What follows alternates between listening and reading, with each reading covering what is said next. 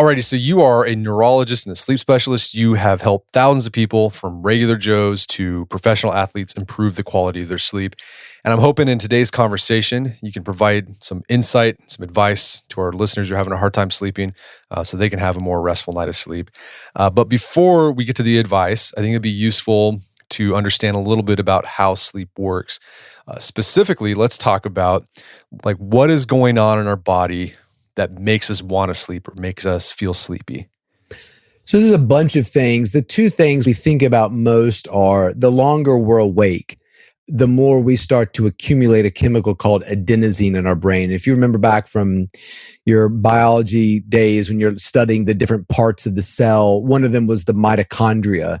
The mitochondria is really sort of the energy furnace of the cell. It's where we take theoretically food energy and transform it to energy we can actually do things like mow a lawn or, run a race or something like that. So when we talk about ATP, capital ATP going into that mitochondria, it explodes with this, fantastic chemical reaction.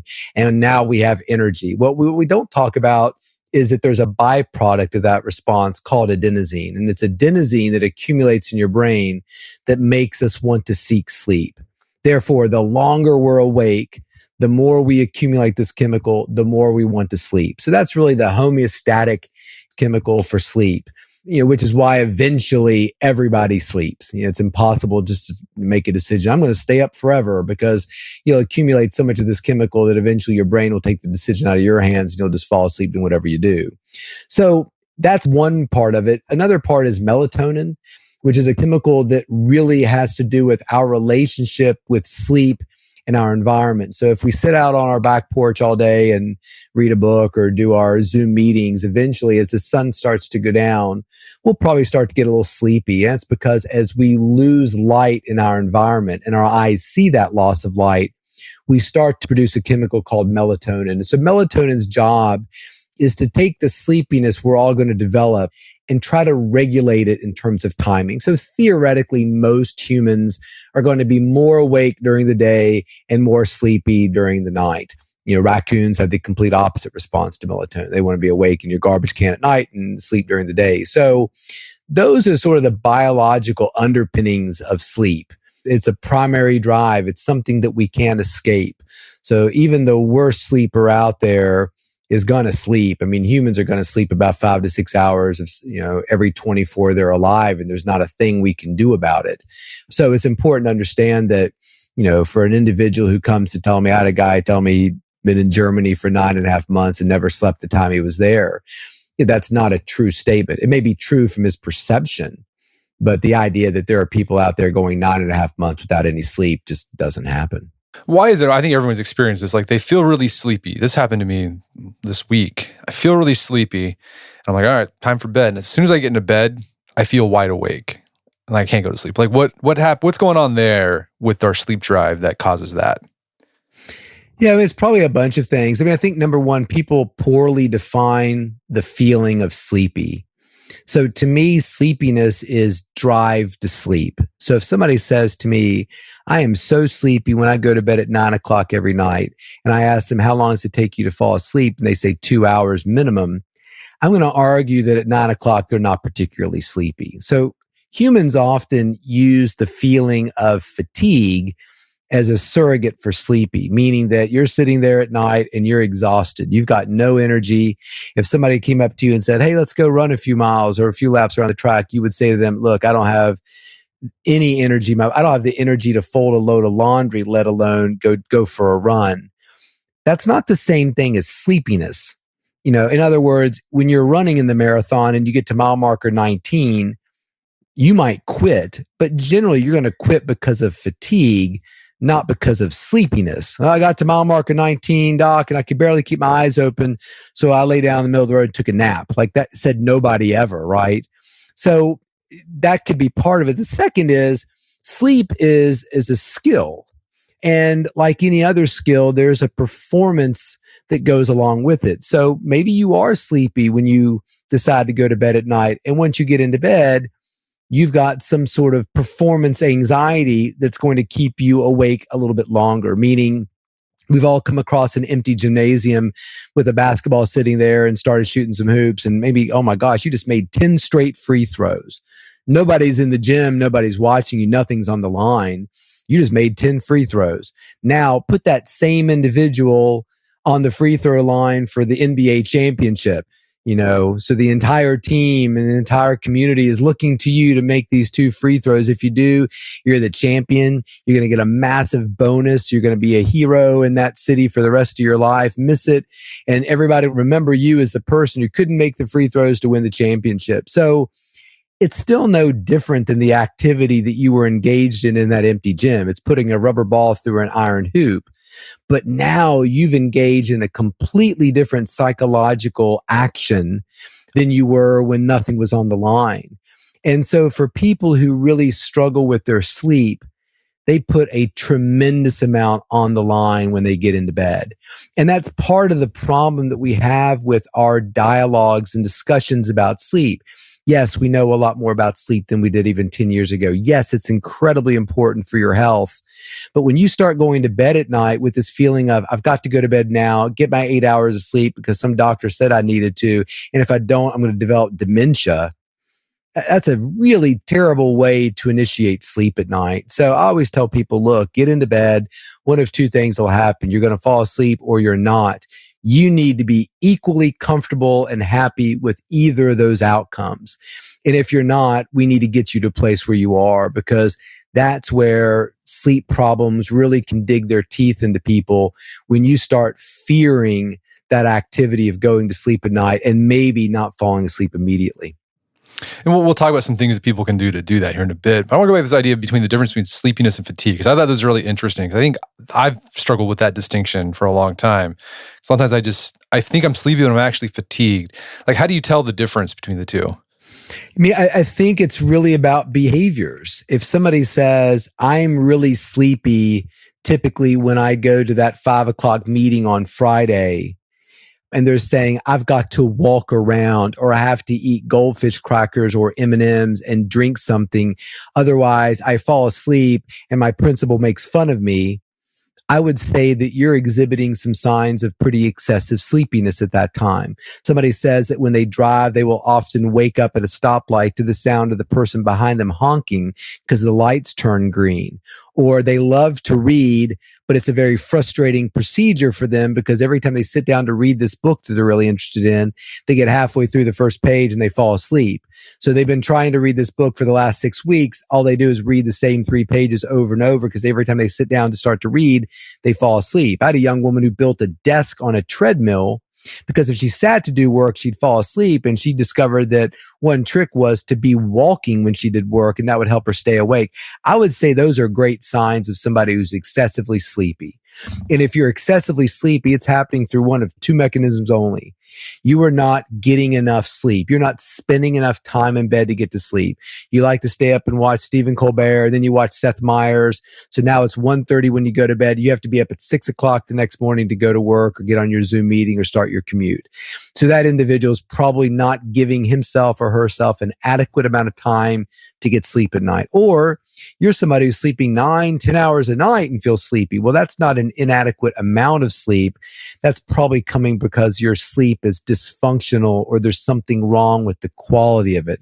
So you can kind of make up for a lack of sleep quality with more sleep quantity to a point, but then it gets to a place where somebody's sleeping 12 hours and still can't control their drive to sleep during the day. And that's how some people with, severe sleep apnea and narcolepsy will get. They can't sleep enough. And even other people will start to notice it. Family members, partners, like, gosh, honey, you slept 10 hours last night, woke up, had breakfast, and you sat down to read the paper and you fell asleep again?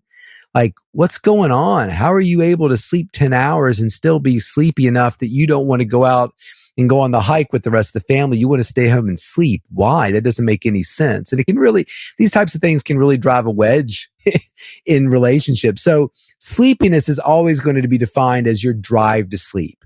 Again, somebody says to me, I am so sleepy and it takes me 4 hours to fall asleep every night. No, you're not. That's the same thing as saying, I am so hungry and I offer you a sandwich and an apple and you don't want it. Now, you're not that hungry, because if you were hungry, you'd eat the food I was offering you. In fact, if you were really hungry, you might eat this food out of a trash can. So drive to sleep is really easy to figure out. Fatigue is different. Fatigue is more of a body energy, motivation during the day, kind of the way you might feel if you were getting sick. You might want to go to bed because you don't feel well, but sometimes you go to bed, you don't fall asleep. It just feels good just to be in the dark, quiet, lying there, not having to do anything. So I always think about fatigue as the way you would feel after you ran 10 miles or, mowed a big lawn or engaged in a Spartan race or something like that. At the end of the Spartan race, yeah, you're done. You want your t-shirt and want to get on social media and start bragging, but you're not necessarily thinking, oh, I've got to lay down here in this field and take a nap before I can do anything. It's not a sleepiness that you're describing. All right. So a lot of people, they're confusing sleepiness with fatigue, including me. And I can see how this can cause a lot of anxiety because you're tired at night. You feel like, oh, it's time to go to bed. You go to bed, but because you're not sleepy, you're just tired. You just lay there and you can't fall asleep. And then the anxiety compounds because you start thinking like, oh my gosh, I've read these articles of all these bad things that happen if you don't get enough sleep, dementia, could get in a car wreck. My working memory is going to be bad. And then it just perpetuates and it makes it harder and harder to fall asleep. So 2 questions here. The first one is, what are the downsides of not sleeping? Like what happens when you don't get enough sleep? You're sleep deprived. And the second part is, do most people who can't fall asleep at night or have trouble every now and then, do they really need to worry about this stuff? Sure. So I think it's important to kind of understand that when we're talking about the negatives of sleep deprivation, that we're truly talking about sleep deprivation, meaning that an individual has the opportunity to get 7 hours of sleep, but has decided, or it's been decided for them by their boss that they're only going to get, 2 or 3 hours of sleep. I think it's important to differentiate that from what we consider to be insomnia, where a person says, I'm going to bed at 11 o'clock every night and it takes me 4 hours to fall asleep. They're really 2 very different things. But if somebody is truly sleep deprived, either on purpose, and we meet people like that all the time who say, look, I go to bed at midnight, I get up at 3 o'clock to work out, or, something ridiculous like that. And they'll tell you, well, I'm fine. I know it doesn't seem like a lot of sleep. As long as I get my 3 hours of sleep, I'm really good to go. You're really not. You're really harming yourself over time. So one of our little secret sayings, and we've got about 10 of them in our clinic, is just because you can do it doesn't mean you should. And I think that sleep deprivation kind of falls into that category because these are the people who are getting up at 3 o'clock in the morning to train for triathlons and they die at age 51 and nobody can figure out why. I mean, the effects of long-term sleep deprivation are absolutely profound. I mean, in addition to just being sleepy all the time, such that every time you sit down to watch a TV show or read a book, you fall asleep, and obviously driving a car and being that sleepy aren't terribly compatible. It just erodes at our cardiovascular health, makes us much more likely to develop high blood pressure, heart attack, stroke. We tend to create issues with metabolism and gain weight. There's a lot of cognitive issues that go along with sleep deprivation, including perhaps the development and the acceleration of dementing illnesses like Alzheimer's disease. There's great evidence to suggest that chronic sleep deprivation or chronic changing of schedules, kind of sleeping all over the place, could lead to cancer. So it's really difficult to find an organ system that's not affected by sleep loss and sleep deprivation. Even the way we look has been shown that, our skin sags more, we wrinkle more, bags under our eyes, we look older, we age faster when we're not sleeping the way we should. Again, I'm just going to stress one more time, just because I think it's often lost when there are discussions about sleep. If you're listening to this and thinking, oh my gosh, I go to bed at 10 o'clock every night and it never takes me any less than an hour or 2 to fall asleep, we are not talking about you.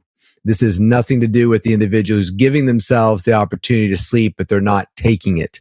And that's important because when you think of sleep deprivation, true sleep deprivation causes one thing above all else. It causes sleepiness.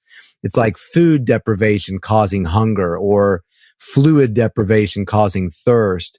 So if somebody says to me that they go to bed every night at 10 o'clock and it takes them 2 hours to fall asleep on a good night, it's hard to make a case that that individual is sleep deprived. They've got a sleep problem. They've got difficulty initiating sleep, or they wake up in the middle of the night, they're up for a couple hours. But that sort of behavior is inconsistent with the pattern that we see with sleep deprivation, which is my father, who every time he sits down, he goes right to sleep. That's what sleep deprivation looks like. And the problem is the media message is all about insomnia. How long does it take you to fall asleep? Do you struggle to fall asleep? Do you need a little moth to fly into your bedroom at night and kiss you on the cheek to make you fall asleep, as the drug ad would tell you? So when my father sees those ads, he thinks, I don't know who those people are with sleep problems. I'm the best sleeper in the world because every time I sit down, I fall asleep. Sleep science is actually more worried about the person who falls asleep every time they sit down versus the individual who it might take them a little while to fall asleep. They're really two separate entities. All right. So the downsides of not sleeping, this comes from actual sleep deprivation. These are people who are sleeping 2-3 hours a night for extended periods. It's not the people who are having a hard time falling asleep or they wake up occasionally throughout the night. They don't have to worry about it too much about it because what's going to happen, it sounds like, is that their body is just going to get sleepier and they're going to sleep more and they're going to get the sleep they need. But I can still see this is going to be like nerve-wracking for people, even when they hear this, because as you said, that we have this culture around sleep that we've developed where we obsess about it and try to optimize it. And one thing that people hone in on a lot when they're thinking about optimizing their sleep is what's the number of hours of sleep I should get minimum? So, sleep doctor, how much sleep do most people need to get? So how much sleep most people need, I want you to think about that question, and I want your listeners to think about that question as a similar question to how much food do we need or how many calories should I be consuming? The answer to that question depends incredibly on the I. Who are we talking to? Are you a 80-year-old retired accountant who's basically inside your home because you're nervous to go out and get the coronavirus? Or are you a 18-year-old gymnast in training for the Olympics, or a 300-pound football player for the Baltimore Ravens? I mean, so those questions have a context to them that we often don't dive into when we talk about sleep. Oh, you need 8 hours. Well, okay. Does the average person need 8 hours? Maybe. I think 7.5 is the better average for a general, mid-range adult population, but there's nothing wrong with 8. As long as people understand that 8 is an average. It's like the average person at a picnic eats 2 hot dogs and a hamburger. Okay. That doesn't mean everybody's eating 2 hot dogs and a hamburger. It's a nice number to have if you're planning a huge picnic. It might be a nice number to have if you're seeing patients who have sleep problems. But one of the biggest causes of, quote, insomnia in this country is an individual who needs 6 hours and 50 minutes of sleep every night, getting in bed and trying to get 8. You are genetically not programmed to get 8 hours of sleep. So you've got as much of a sleep problem as a person eating an extra large pizza every night and not being able to finish it has an appetite problem. Sure, that person could go to their doctor and say, I got something wrong with my appetite. I can never finish my dinner. I think a bad doctor gives that patient an appetite stimulant and doesn't ask any more questions. A good doctor would say, oh, I'm sorry to hear you're struggling.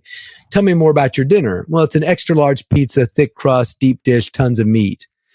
Well, listen, you're a 5'7", 140-pound guy. I don't know that it's necessarily appropriate for you to be eating that much food at dinner at night. So I'm not sure your struggles to finish that pizza rise to the level of a medical problem that we need to treat. Even if the patient says, well, my friend eats a whole extra large pizza and he's super healthy and I want to be like him. Yeah, well, he's a linebacker for the Baltimore Ravens. That's a completely different situation. But when it comes to sleep, we often lose those pieces of dialogue. In fact, I have people all the time, oh, I'm writing for this magazine and we want some great tips for our readers to help them if they wake up in the middle of the night. What are some tips they can use to get back to sleep? And I asked one writer one time, I'll give you a tip, but I need a tip too. And she said, what do you need a tip about? I said, well, sometimes I get halfway through my sandwich. I get this sandwich every day from this restaurant for lunch. And occasionally I get halfway through it. I don't want to eat the rest of it. So what's a good tip for me to help, finish that sandwich so I don't starve to death? And she laughed and said, I don't think you need to finish the sandwich. I don't think that's a problem if sometimes every now and then you don't finish that sandwich. I said, well, I don't think the question you've brought to me is a problem either.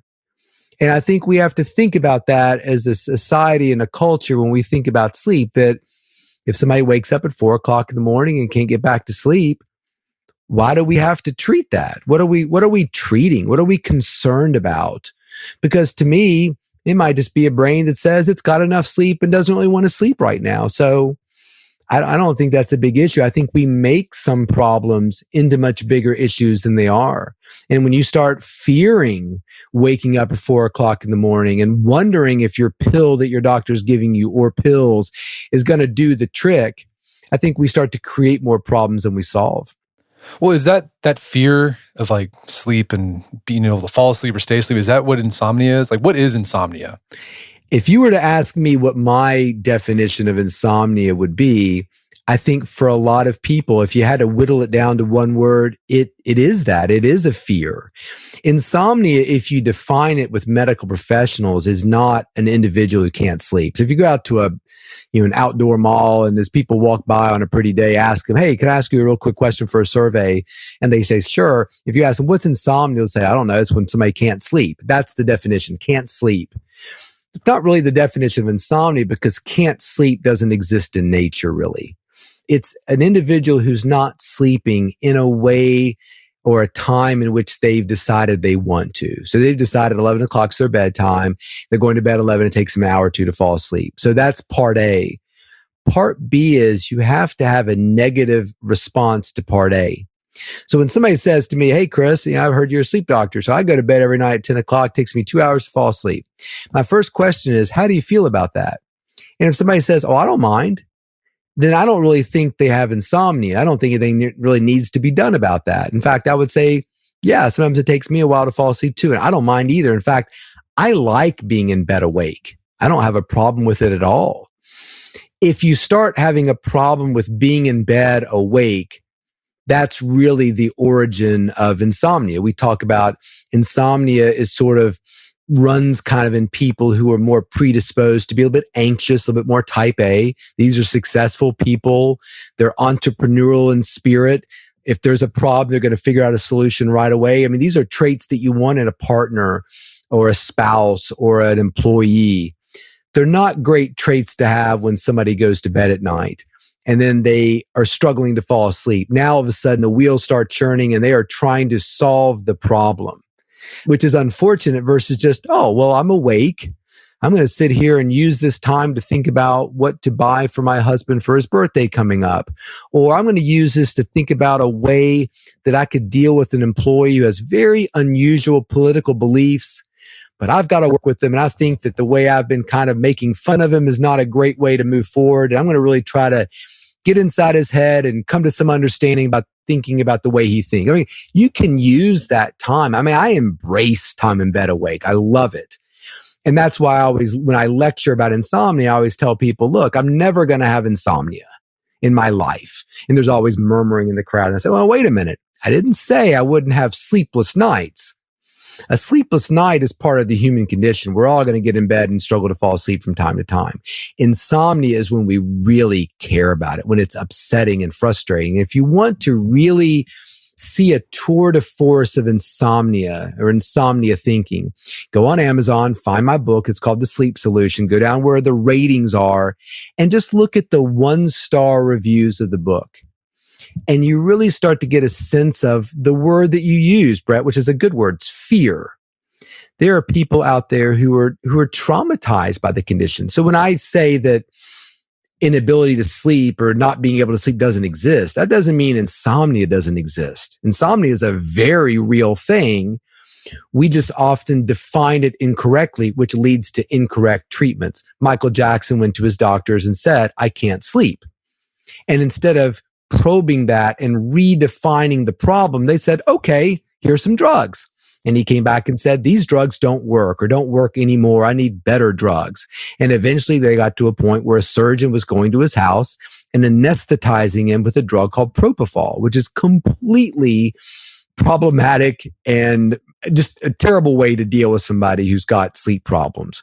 And we killed him. The sleep community or the medical community, not the sleep community, the medical community killed Michael Jackson, not on purpose, but they thought they were doing the right thing. And that's where we've got to get out from under these things and understand that, listen, I hear you when you are frustrated and fearful and dread going to sleep at night. You've created almost a PTSD situation. And when you read those 1-star reviews, you can feel that PTSD. At one person whose like Amazon name was Tired69 said, it's hell on earth, which is a really interesting thing to think about. If somebody said to me, Chris, what is your hell on earth situation? I can give you a bunch of them, being, captive in a hole, or having a kid kidnapped, or, a kid going through cancer or something. Like, there's a lot of hell on earth scenarios I can give you. One of mine is not, you're in a climate controlled bedroom at 68 degrees, the love of your life sleeping next to you, and you're awake and it's 2:00 in the morning. Like, okay, like that might not be the scenario I really want to be in the most, but I don't care about that. It's not really a hell on earth to me. And part of that comes with the belief that I know that just because I'm awake at 2:00 in the morning, I'm going to sleep. So there's nothing to really be that worried about. So that's where we've got to get people. So if you flip over and read the 5-star reviews of the book, you can see that change in thinking. I've had people say, like clinic patients say, just by talking to you, I feel like my insomnia is better already because of the fears and misunderstandings that people take to bed with them. So I think fear is a great way to describe a lot of insomnia. Yeah, so it sounds like it's more of a psychological issue. It's not like there's nothing medical you need to do for insomnia. It's more about changing, it's like cognitive behavioral therapy. I mean, for a lot of people, there can be medical reasons for it. I mean, for a lot of people who have restless leg syndrome, they don't come to me and say, hey, I got restless leg syndrome. They say, I have trouble sleeping. So there is a psychological component to some of it, a lot of it, but not all of it, which is why if you're like, look, Chris, I go to bed and I don't care if I fall asleep or not, but these things are happening and I am super sleepy during the day. We always talk about, if you have knee pain, you might buy a little brace at Walgreens, or you might ice your knee or take some, Advil or Motrin or something. But eventually, if you're feeling like, gosh, my knee is really hurting more than it did a few weeks ago, and none of the things I've bought at Walgreens or these remedies I've tried are helping, you're probably going to go see your doctor or an orthopedic specialist. So to me, yeah, I mean, if you're feeling like, look, I've struggled with these things for a long time, even if they're sort of fear-based kinds of situations, talk to a sleep doctor. There is a much better solution than some sort of pill to knock you out at night. Sedation and sleep are two very different things.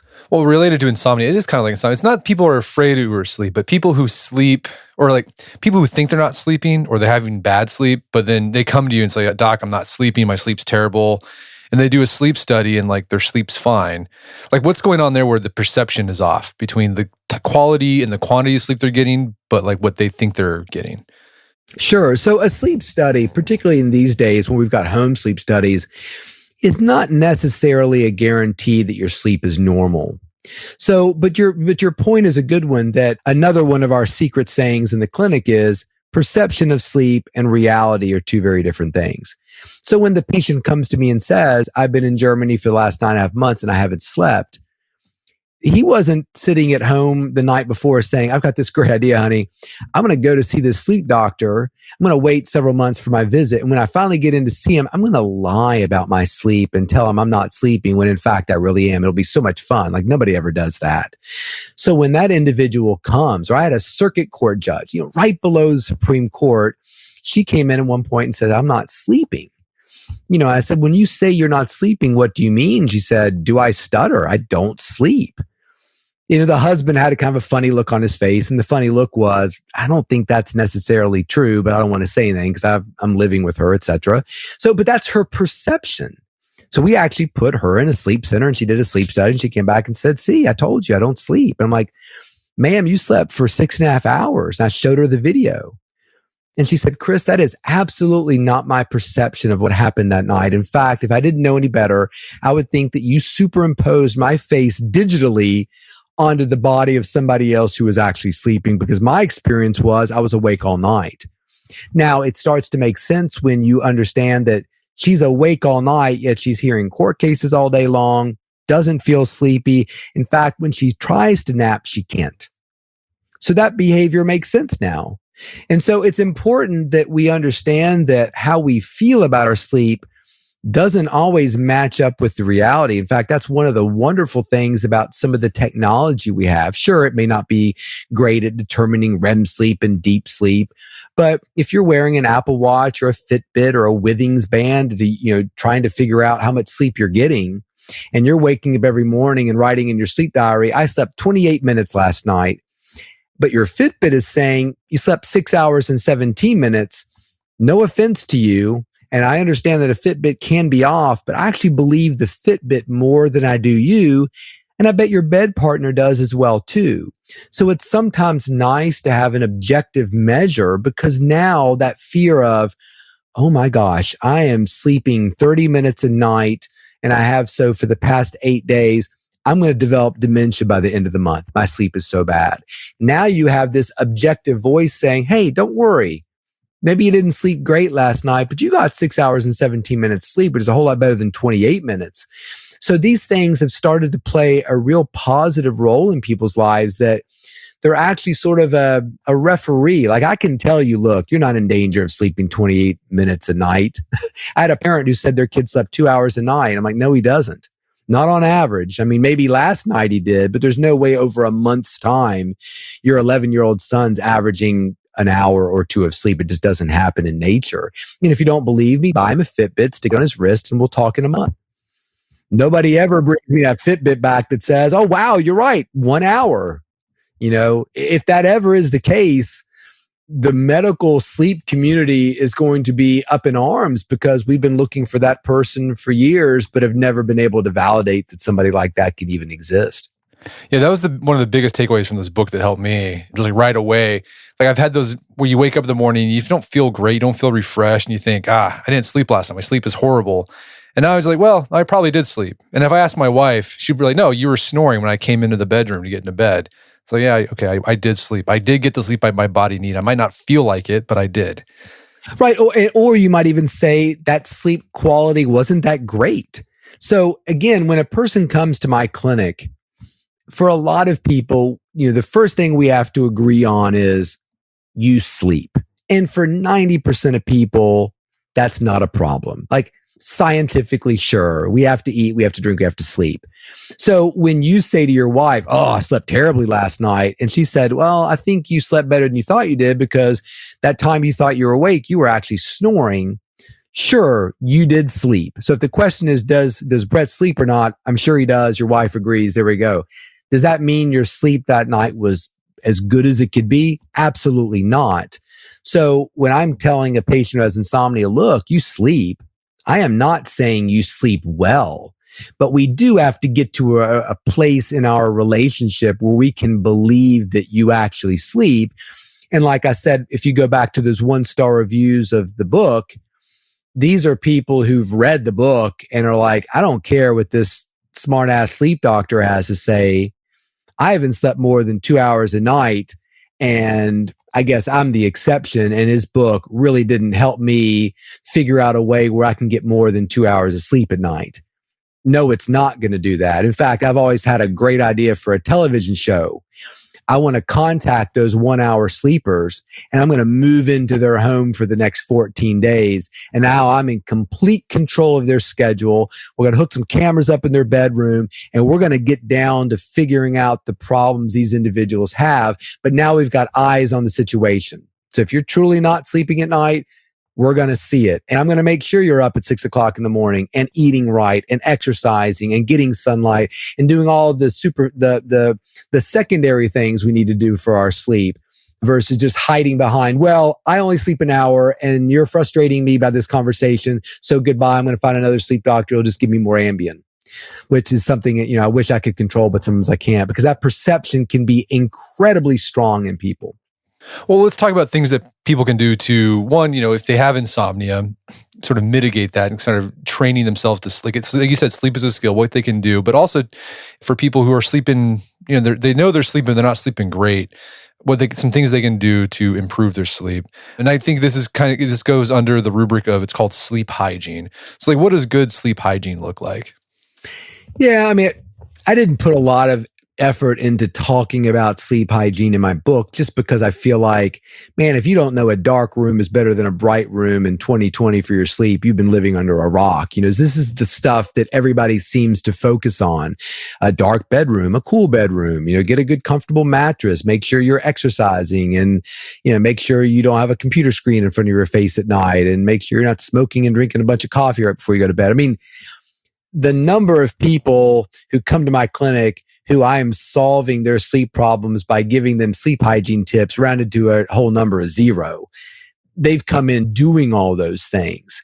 So to me, do all those things, exercise, don't smoke when you go to bed at night, don't have a computer screen playing an episode of Friends right in front of your face as you're trying to fall asleep. Don't watch any political television in the hour before going to bed, because either side of the aisle you sit on, you're going to be frustrated by the situation.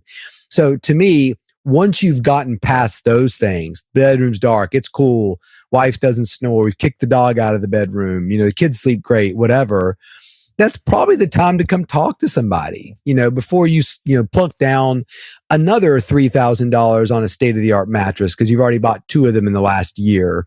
That's the time where you say, look, this might be a problem that's intrinsic and medical that you can't fix. You can wear the knee brace, you can ice your knee, you can take the aspirin. But if you've got a torn ligament, I'm not aware of a CVS fix-it-yourself torn MCL ligament kit that's available where you just walk yourself through it on a YouTube video. You need professional intervention at that time. And in that case, you might need a sleep study because there is something intrinsically wrong with your sleep. Again, do you sleep? Everybody's listening to this right now, I can tell you that you do. Do you sleep well?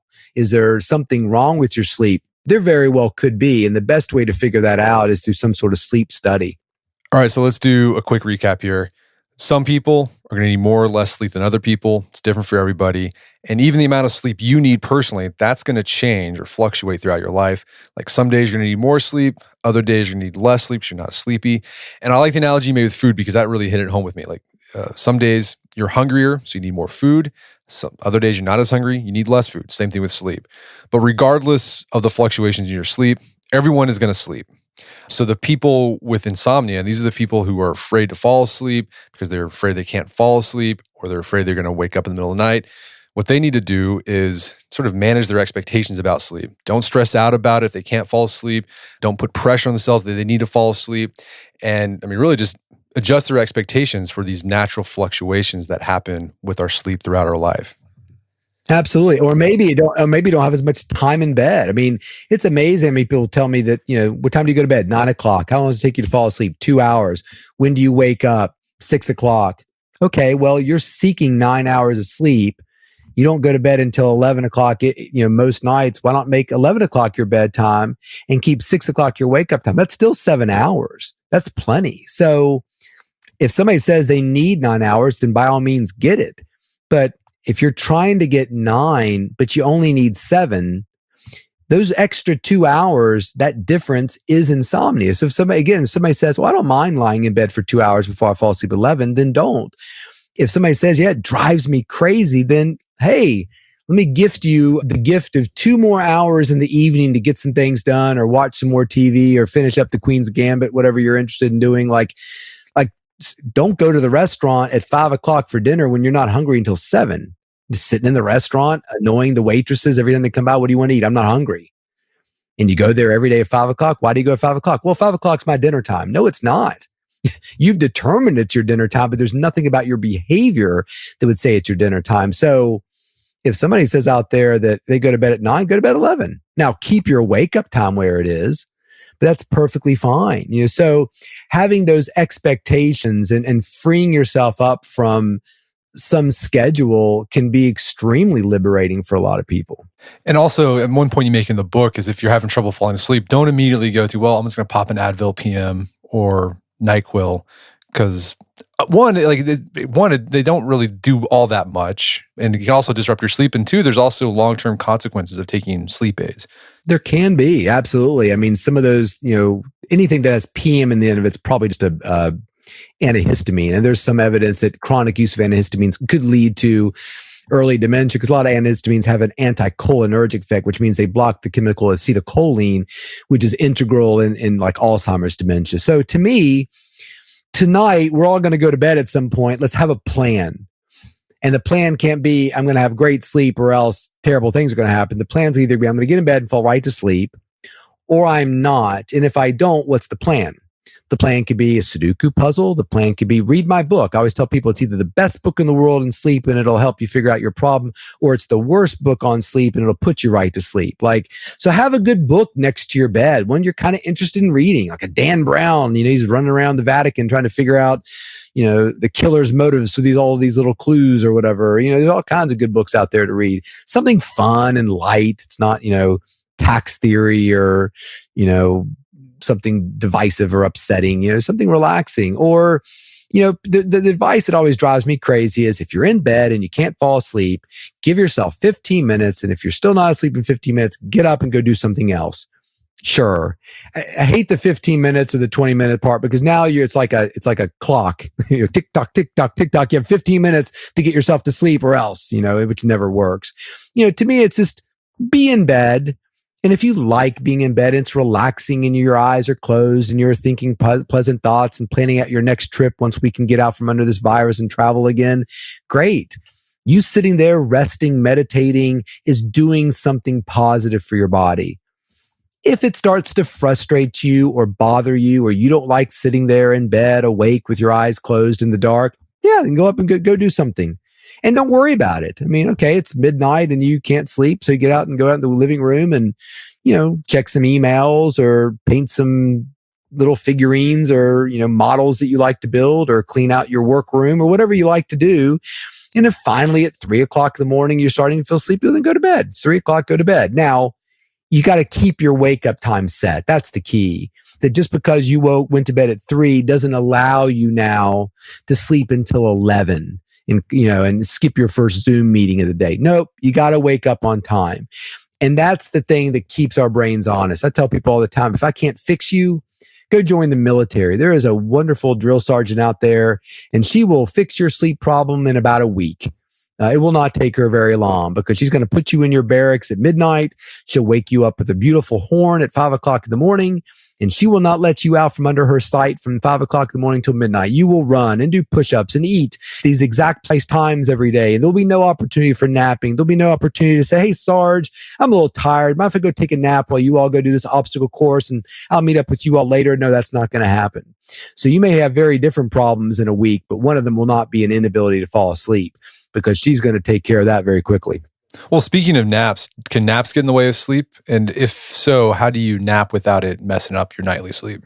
I think naps are for efficient sleepers who are still tired despite a decent night of sleep. So if somebody says to me, hey, I got my 8 hours, my 7 hours, my 6 hours last night as normal, but I'm feeling a little tired today. Like for whatever reason, I've been sleeping very well lately. I felt really tired yesterday. I'm not exactly sure why, and fell asleep like at 8:00 watching TV, which is very unusual for me. So if somebody is a good sleeper and for whatever reason on this Tuesday feels a little tired, wants to take a nap, go for it. Keep it short. Try to keep it earlier in the day rather than later, but there's nothing wrong with that. It's like a snack. I had breakfast and it was pretty good breakfast, but I'm really hungry and don't think I can make it till lunch without having a few crackers or a bite of an apple. Okay, great. Go ahead and have it. What napping is not for is the person who says, I go to bed every night at 9:00, takes me till 5:00 in the morning to fall asleep. And so I'm tired when I wake up because I go to bed at 5:00, have to get up at 9 for work, get 4 hours, and can barely keep my eyes open. Napping's not a great idea for that individual. Your brain had ample opportunity to sleep at night, and it chose not to, which is perfectly fine. We told our kids when they were little, you need to be in your room at 9:00, 8:00, 10:00, whatever, but I don't care when you go to bed. You're 8 years old. You're practically an adult. You decide when you're going to go to bed at night. Now, what I didn't tell them was stay up all night or go to bed on time. I'm still going to wake you up every day at 7:00. It's not going to change. And I'm not going to be the parent that when you say, oh, Dad, I struggled last night to sleep. I was up till 4:00. I couldn't sleep because I'm so worried about my AP US history exam. Can you take me to school at lunchtime and let me sleep in? No, I can't. I'm nice about it. It's okay. Listen, you're 15 years old. You can handle a night of 4 hours of sleep. It's no big deal. And you'll probably sleep great the next night. So we acknowledge it. We don't minimize it, but we don't maximize it either. And we keep the schedule, just like that drill sergeant. We're nice about it though. But this idea that because you were up till 4:00 worried about an exam, is going to give you some sort of Starbucks gift card and allow you to sleep until noon and miss half your school day. And it's not going to happen. It's not going to happen on the weekend either. And so now he's going to go to bed the next night at 9 or 10 o'clock, having only slept a few hours the night before. Suddenly that problem becomes a one night situation versus we let him sleep until noon. We took him to school at 1 o'clock. Now it's 11 o'clock. He's not that tired to go to sleep because he just woke up at noon. And the situation perpetuates itself. My biggest record in my clinic is 58 tardies. One child in a half a year had 58 tardies because his parents were so concerned about his sleep, they'd let him sleep until he woke up in the morning. Sometimes it was 2 PM. So that napping can really make a little temporary hiccup in your sleep into a much bigger problem if you're not careful with that. So if you're doing all this stuff, the sleep hygiene, you've taken care of like the cognitive aspect of sleeping and the insomnia, but you're still having trouble sleeping, that's when you'd probably go visit someone like you, a sleep doctor, to see if there's some other issue like maybe sleep apnea, restless leg syndrome, et cetera. And in those cases, those are medical conditions where you might treat with some sort of drug or CPAP, right? Absolutely. Yeah. So if you're really struggling with your sleep, the first visit to a sleep doctor is we're just going to talk. In fact, if you're coming to my clinic, we're going to talk over your computer because we're completely virtual right now. So nobody's going to hook up any wires to you. Nobody's going to probe you during your sleep. It's just a conversation. That's how we really diagnose sleep disturbances. What time do you go to bed? How long does it take you to fall asleep? How long has this been going on? What medications do you take? What does your partner notice about your sleep? How do you feel during the day? What other medications do you take? Like, to me, there's a lot of information gathering that happens to start to understand where this problem is coming from and what of the 88 diagnosable sleep disorders might you have. So there's really no risk for that first evaluation. Could you need a sleep study? A lot of patients who come to see us do, but we work really hard to keep people out of the sleep lab. Or we have home sleep studies that we can do now where you take this little device home and hook it up to you and you sleep in your own bed. And we can get a wealth of information that way. So don't let this thing be a chronic problem. I mean, if you're somebody who's not happy with the way if you're somebody who's not happy with the way you sleep, somebody out there can deal with it and fix it. I mean, it's pretty rare to be given something as a sleep specialist who's been in the field for almost 30 years that I'm like, oh my gosh, I've never heard of that before. It just doesn't happen. So, and the nice thing about sleep too is, a lot of people kind of feel embarrassed about sleep and talking about what they do. And I get up, I'm naked and I run around the house and scream things that embarrass me or, whatever. But like I said, we've heard it a million times before. We've heard about the adult wetting the bed. We've heard about the weird sexual encounter you had with your partner that you don't remember and the weird things you said during that time. I mean, it's okay. Like we are not here to judge. We're here to fix. And we generally do a pretty good job of it. Sleep disorders are usually pretty easy to fix if you're coming with a pretty educated, open mind. And that's really why I wrote the book. Because I feel like if you educated yourself about sleep, you could fix a lot of your own sleep problems. It's the fear and the not understanding what's going on that usually lends itself to more anxiety, which more anxiety never helps with sleep problems, which is why in this current political landscape we're in right now, we're just exploding because anxiety amongst COVID and elections and all this stuff is pretty prevalent. Well, Chris, this has been a great conversation. Where can people go to learn more about the book and your work? Sure. I mean, so you can follow me on @sportsleepdoc, SportSleepdoc on Twitter. I work with a lot of professional sports teams. That's why I picked that handle, even though the majority of what I do is to see average patients.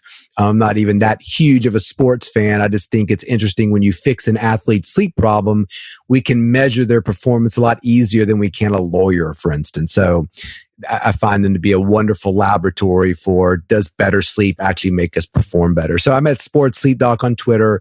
You can go on Amazon, Kindle, Audible, and find my book. It's called The Sleep Solution, Why Your Sleep is Broken and How to Fix It. I've got an upcoming book coming out about kids' sleeps called The Rested Child. So be looking for information about that. We've got a web page that kind of some links to various things, but I would just say, talk to your primary care doctor and say, hey, look, I heard some sleep doctor talk on a podcast, and I think that that's something that I could use. And if we can help you, that's great. If not, I can almost guarantee you there's a smarter, more professional sleep doctor in your vicinity that's ready to help you out and really change your life. Fantastic. Well, Chris Winter, thanks for your time. It's been a pleasure. Hey, my pleasure, Brett. Thanks for having me. My guest today was Dr. Chris Winter. He is a sleep specialist and the author of the book, The Sleep Solution. It's available on Amazon.com and bookstores everywhere. You can check out our show notes at aom.is/sleep, where you can find links to resources where you can delve deeper into this topic.